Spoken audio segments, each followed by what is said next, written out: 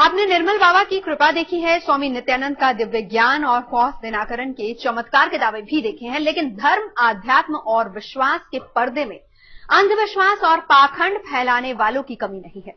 इस कड़ी में एक नया नाम जुड़ा है पप्पू बाबा का, जो सिर्फ छू कर अपने भक्तों को मदहोश करने और फिर उनकी सारी मुसीबतों को छू मंतर करने का दावा करते हैं। रसगुल्ले खाए आपको कितना समय हुआ है? 3-4 महीने। ऐसा है कि एक बार वो खा भी लीजिएगा और बांट दीजिए।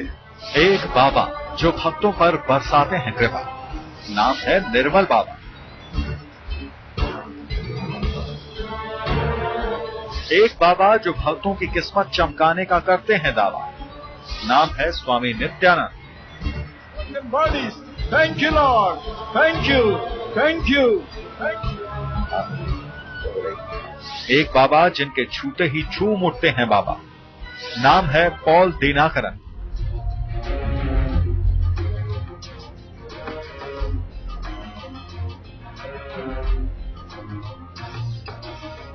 ये आस्था की तरंगों पर लहराते भक्ति के वो बाबा हैं जो अपने आशीर्वाद से भक्तों पर कृपा बरसाते हैं। इनकी जुबान से निकले शब्दों को भक्त भगवान के बोल से कम नहीं समझते। इनके इशारे पर भक्त अपनी जिंदगी का रास्ता बदल देते हैं। इन बाबाओं के बीच ही एक नया बाबा उभर आया है। शख्सियत मामूली, नाम भी मामूली, भक्त भी मामूली, लेकिन भक्ति का जाल मामूली नहीं। नाम है पप्पू बाबा। और वक्त चला जाए और नाम से मानते हैं। आमीन। मेरे साथ बोलिए।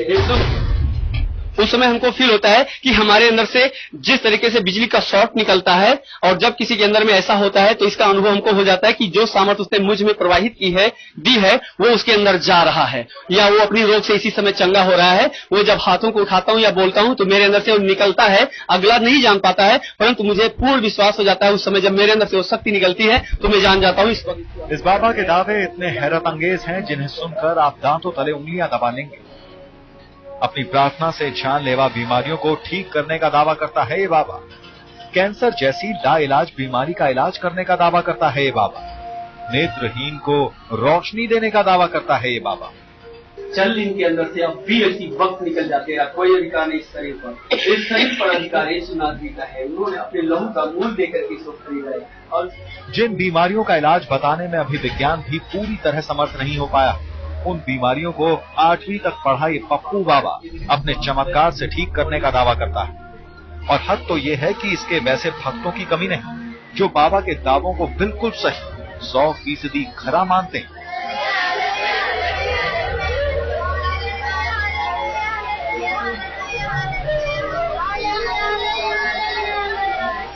निर्मल बाबा के भक्तों की तरह इनके भक्त भी पप्पू बाबा के आशीर्वाद को अपना सौभाग्य समझते हैं।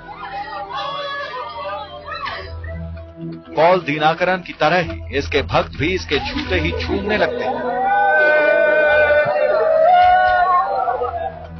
स्वामी नित्यानंद की तरह ही इसके भक्त इसकी ऊल जरूल बातों पर सवाल नहीं उठाते। यीशु के नाम से मुझे आदेश दो। बेटा। लेकिन ये सवाल तो इस पप्पू बाबा की प्रार्थना के सामने खड़ा जरूर है कि 9 साल पहले फैजाबाद की सड़कों पर अंडा बेचने वाले एक शख्स में अचानक दैवीय शक्तियां कहां से आ गई। बनवीर सिंह, फैजाबाद, आज तक। क्या सिर्फ छूने और फोन पर हुक्म बजाने से ही किसी गंभीर बीमारी का मुकम्मल इलाज हो सकता है? क्या किसी नेत्रहीन की रोशनी वापस आ सकती है? क्या आशीर्वाद से ही कोई महिला मां बन सकती है? और क्या सिर्फ चंद लम्हों का असर इतना बड़ा हो सकता है कि कैंसर जैसी असाध्य बीमारी का इलाज हो जाए? अगर कोई ऐसा कहे तो आप उसे ढोंगी ही कहेंगे और क्या कहेंगे, लेकिन धर्म और विश्वास के नाम पर ये ढोंग कर पप्पू बाबा नाम कमा रहा है।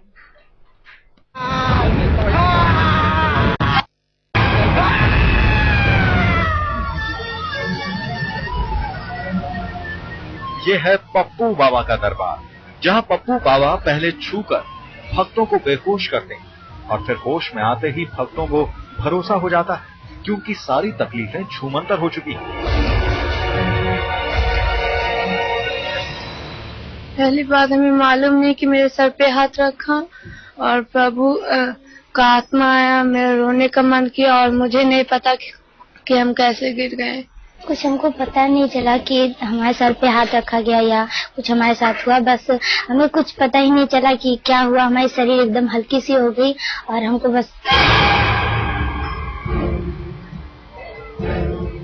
फैजाबाद वाले इस पप्पू बाबा की करामात देखकर दक्षिण भारत के पॉल बाबा की याद आने लगती है। पॉल बाबा यानी पॉल दीनाकरन, जो बिल्कुल इसी तरह अपने भक्तों की आत्मा का परमात्मा से मिलन कराने और सभी दिक्कतें दूर करने के दावे करते हैं।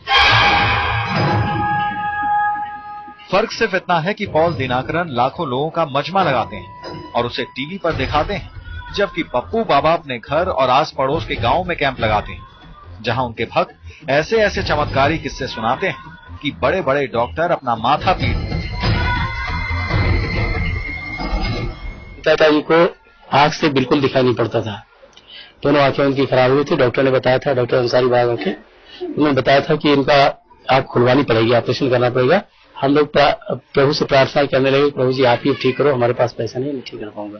एक हफ्ते के अंदर वो उनकी आंख ठीक हो गई और मैं जो चीज नहीं पढ़ पाता हूँ, जितने महंगी चीज वो पढ़ लेते हैं, आए हुए हैं। मुझे बच्चे नहीं हो रहे थे 10 साल तक, तो यहाँ पर आने से मुझे बच्चा प्राप्त हुआ और घर में बहुत सारी तकलीफें थी, वो भी सॉल्व हो गए।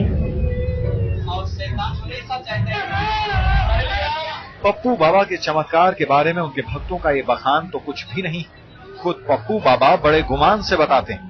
एक महिला थी जो कोलकाता से थी और वो नर्स भी है हॉस्पिटल में, और उसके गले में कैंसर हो गया था। उसको डॉक्टर ने जवाब दे दिया, फिर भी वो एम्बुलेंस के लिए लास्ट स्टेज में जा रही थी और उस महिला को मालूम है मेरे बारे में, और उसने दूसरे के द्वारा कॉल करवाया फोन पर मेरे, और मैंने फोन पर उसको प्रार्थना कर दिया और एम्बुलेंस में ही उसका दर्द कैंसर का ठीक हो गया और उठ के बैठ गई और पुनः वो कैंसर से मुक्त हो गई। डॉक्टरों का कहना है कि किसी बाबा के कहने से कोई बीमारी दूर नहीं होती। पप्पू बाबा सिर्फ लोगों पर फरेब का जादू चलाकर धंधा चला रहा है। इन सब मरीज जो बीमारियों का जब तक साइंटिफिक जांच ना किया जाए, इलाज ना किया जाए, तब तक इससे मरीज को फायदा नहीं मिल सकता है। जो इस तरह झोला छाप होते हैं डॉक्टर या वैद्य या किसी तरह से गुमराह करने वाले, वो मरीजों के भावनाओं का फायदा उठाते हैं। अब जिन लोगों की आंखों पर अंधविश्वास का पर्दा पड़ा और दिमाग में भरी हो चमत्कार की झूठी बातें, उन्हें डॉक्टरों की बात भला कैसे समझ में आएगी। पप्पू बाबा के भक्तों को तो ये सच्चाई भी नहीं दिखती कि जो भक्त पप्पू बाबा के छूने से बेहोश होने के दावे करती हैं, वही बाद में पप्पू बाबा के एजेंट की तरह काम करने लगती हैं। इन्हीं जैसी महिलाओं के दम पर पप्पू बाबा अपने अंधविश्वास और पाखंड की दुकान पिछले 6 साल से चला रहे हैं, और वो भी बिना टीवी पर तमाशा किए, बिना ढिंडोरा पीटे वो आसानी से जुटा लेते हैं 1,500-2 हजार लोगों की भीड़। बनवीर सिंह, फैजाबाद, आज तक। पिछले दिनों विवादों में घिरे निर्मल बाबा और पॉल दिनाकरन की राह पर ही चल निकला है पप्पू बाबा। लेकिन जहां पॉल दिनाकरन को विरासत में धर्म के नाम पर चलने वाली अंधविश्वास की दुकान मिली, वहीं निर्मल बाबा ने ईश्वरीय कृपा की दुकान खुद सजाई। फैजाबाद के पप्पू बाबा ने अंडा बेचना शुरू किया और फिर धर्म का धंधा करने का फंडा उनके दिमाग में आया। गोलगप्पे जमाने शुरू हो गए। के नाम से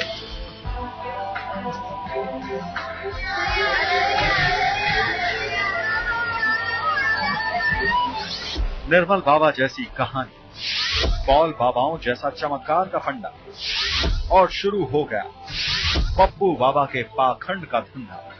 फैजाबाद के पप्पू बाबा के दरबार में जितना ड्रामा होता है, उससे कई गुना ड्रामा उनकी अपनी जिंदगी में हो चुका है। पप्पू बाबा की बीती जिंदगी का पहला पन्ना पलटे तो उनकी कहानी में निर्मल बाबा की परछाई नजर आती है, जो बिल्कुल लुटा पिटा होता है। जिस तरह से परिवार चलाने की मशक्कत निर्मल जीत सिंह नरूला पहले ठेकेदार बने, फिर दुकानदार, और आखिर में जब कोई धंधा नहीं चला तो कृपा की दुकान खोलकर बैठ गए। करीब करीब उन्हीं हालात में प्रकट हुए पप्पू बाबा।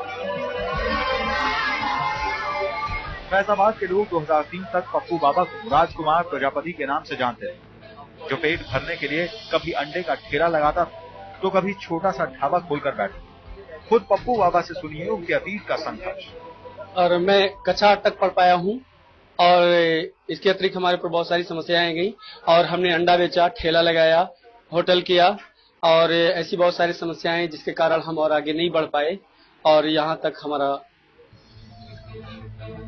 राजकुमार प्रजापति उर्फ पप्पू बाबा का नसीब निर्मल बाबा जैसा था, लेकिन अपनी तकदीर बदलने के लिए उन्होंने जो तरकीब आजमाई वो तमिलनाडु के पॉल दिनाकरन और हैदराबाद के पॉल जैसी थी। दक्षिण भारत के दोनों पॉल बाबाओं का दावा है कि संकट के वक्त उन्हें परमात्मा ने साक्षात दर्शन दिए थे। ऐसा ही दावा पप्पू बाबा का भी है। पप्पू बाबा के मुताबिक 2003 में वो बीमार पड़े, तब परमात्मा ने उनकी ओर हाथ बढ़ाया और तब से वो जब भी परमात्मा को याद करते हैं तो उनके अंदर दैवीय शक्ति आ जाती है।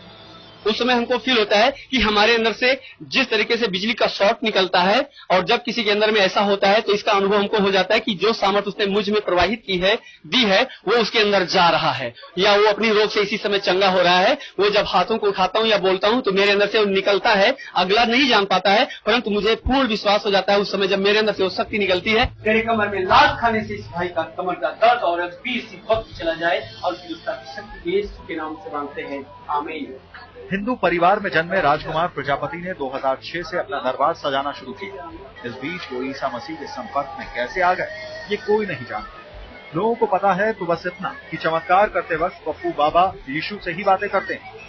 ये उस समय होता है विशेषकर जब हम प्रवचन सुना रहे होते हैं, और प्रवचन के टाइम में हम दुनिया की सांसारिक बातें नहीं करते, सिर्फ हम उसी की बात करते हैं, वो यीशु मसीह की और उस परमेश्वर की, जिससे हट करके हम दूसरी बात नहीं करते। और वो जब अपने लोगों के बीच में आता है, उसकी आत्मा आती है, तब भी वो इस बात को हमसे बाकायदे बातचीत में रहता है। जितना हम बोलते रहते हैं उतना वो सुनता रहता है, और जहां पर उसको देने की जरूरत होती है वो मुझसे तत्काल बात करता है और इस बात को बताता है वो कि इस समय ये हो रहा है।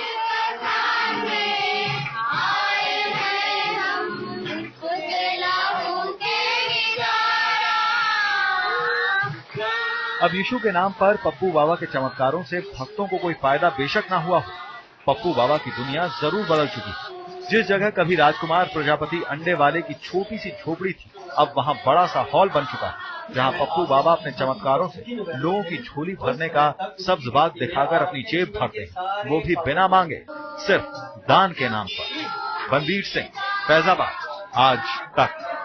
दक्षिण भारत के पॉल दिनाकरन को धर्म का धंधा विरासत में मिला।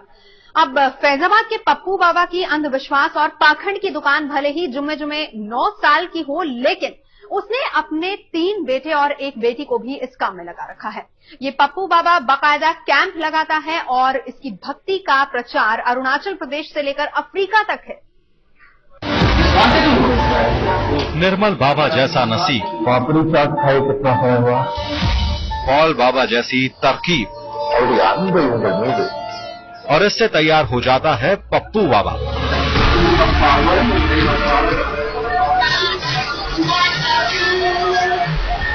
बस 10 साल के भीतर फैजाबाद का राजकुमार प्रजापति बन गया पप्पू बाबा। इसके धर्म का धंधा चल निकला और प्रभु के नाम पर इसने लाखों भक्तों को चूना लगाया। When God wants to heal, it is not me healing people, it is not our brothers and sisters healing people, it's only God who heals. So we are only thankful to the Lord. It is just that we pray and we ask the Lord to heal and bless them, and that is all. अब सवाल यह है कि क्या निर्मल बाबा की तरह ही पप्पू बाबा ने पैसा कमाने के लिए धर्म का धंधा शुरू किया? निर्मल बाबा ने टीवी पर समागम के जरिए अपने धर्म के धंधे को विस्तार दिया। उन्होंने दस्तबंद के जरिए भक्तों से मोटी रकम वसूली और अपने समागम में भक्तों को हल्के फुल्के नुस्खों से ठीक करने के दावे करते रहे। निर्मल बाबा ने भी चंद सालों में 240 करोड़ रुपए का साम्राज्य खड़ा कर दिया।